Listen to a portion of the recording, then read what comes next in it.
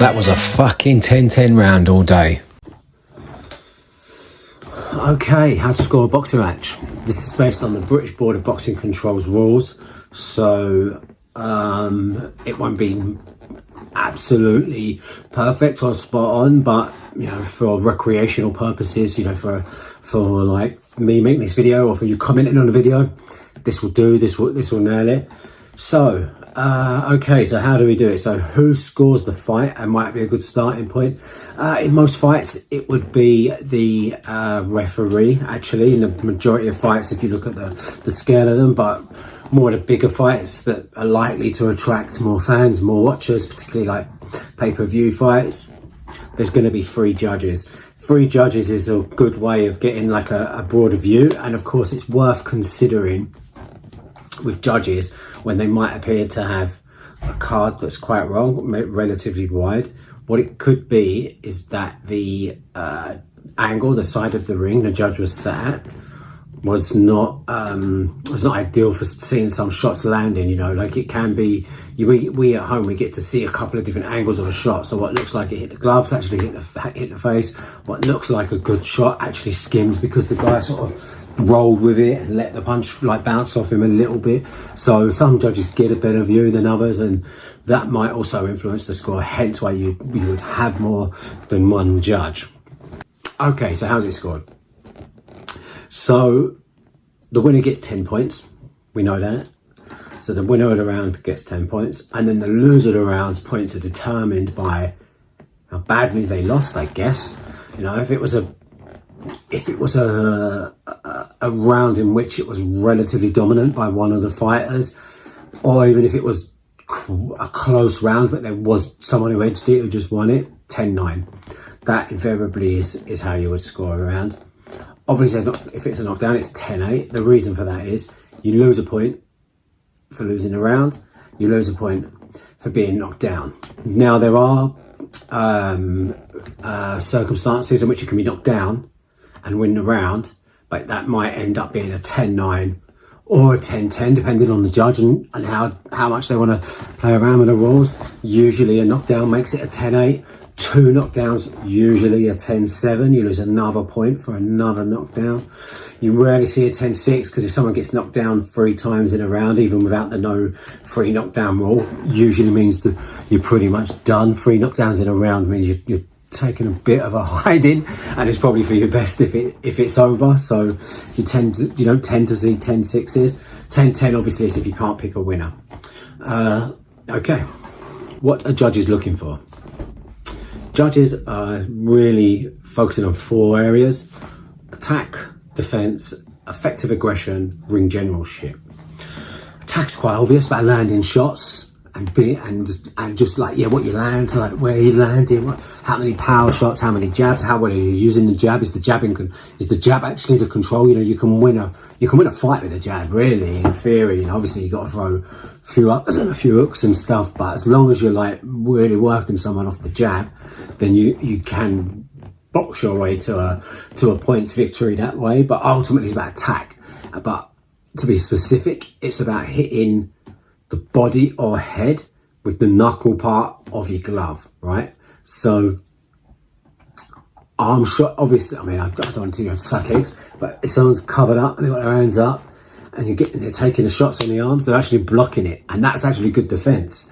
And this is where I think sometimes people watching people like Mayweather might find it frustrating, or they might not realize how well he's performed because they've seen him ducking and hiding and covering, but he's actually defensively, he is absolutely sound. And because attack and defense are 2 different areas of which you would judge a fight, if someone's like full on, like back it up, like they're letting him have it, but the guy's just covered up and he's blocking everything and he's slipping out the way, how do you judge that fight, right? How do you judge that round? Because arguably the defensive guy has done the defensive part better than the attacking guy has done the attacking part, because the attacking guy who has been on it hasn't actually landed on it. The defensive guy has managed to stay unhit. That doesn't happen, right? You punch back, and that's how you determine the winner of that round. Is the defensive guy, if he's countering well, so if you're like bang, and he's getting the shots away, then he tends to take that round. Effective aggression. Effective aggression is often what can win you what would otherwise be a 10-10 round, right? So effective aggression isn't just about closing someone down or just walking someone down. It's about walking them down with purpose and meaning and some form of strategy or tactics to it. So it's about closing someone down, closing the space. So it's not necessarily just walking in a straight line towards someone, and as they move around the ring, you follow them like a shark. It's about cutting off the ring, right? Like effective aggression. You're just trapping them into corners or against the ropes, and you're landing shots. Even if you're not like all out attack, you're closing them down, and you're not letting them hit you. You're defending, and you're catching them. So it's about effective aggression, right?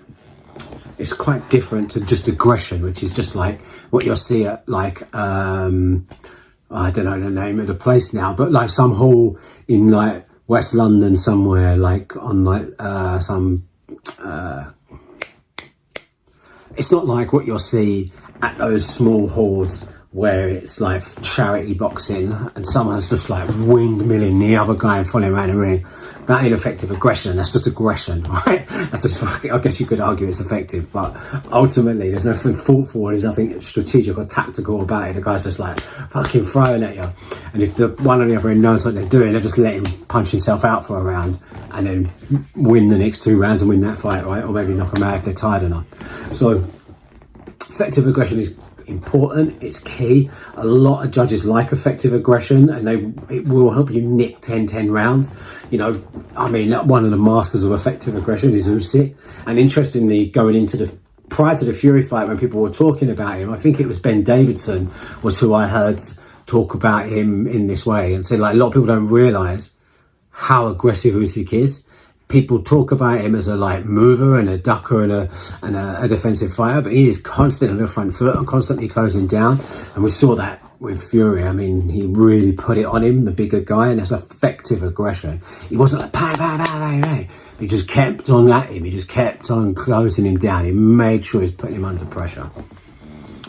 Ring generalship is like a combination of the three. So ring generalship is really about being in control of the fight. Go back to the Mayweather-Pacquiao example, and it is where I sort of already talked about it really, where defense is slipping, sliding, it's like blocking shots, keeping covered up, staying out of range. Attack is about closing the distance, making contact, making impact in this sort of like central area here. So from the waistline, belly button, all the way up through the shoulders and to the top of the head, right? That's not the back of the head, obviously. That is what attack is landing there, and defense is protecting that area. So ring generalship is about how you manage the two, and this is where Mayweather was an absolute master, because although you could argue, I guess he was a defensive fighter. You know, he was always covered up, and he was always defending. He'd win every round because he'd still get the shots right. He'd still land more clean shots. He'd still land more like power shots, or if he wasn't landing more power shots, he'd pepper jabs. Like the guy knew what he was doing. He knew how to ring rounds. That's ring generalship. That's why the guy was such a master. Okay, so if you've made it to the end, like, subscribe, leave a comment, leave your scorecard. Let's debate. Nice one.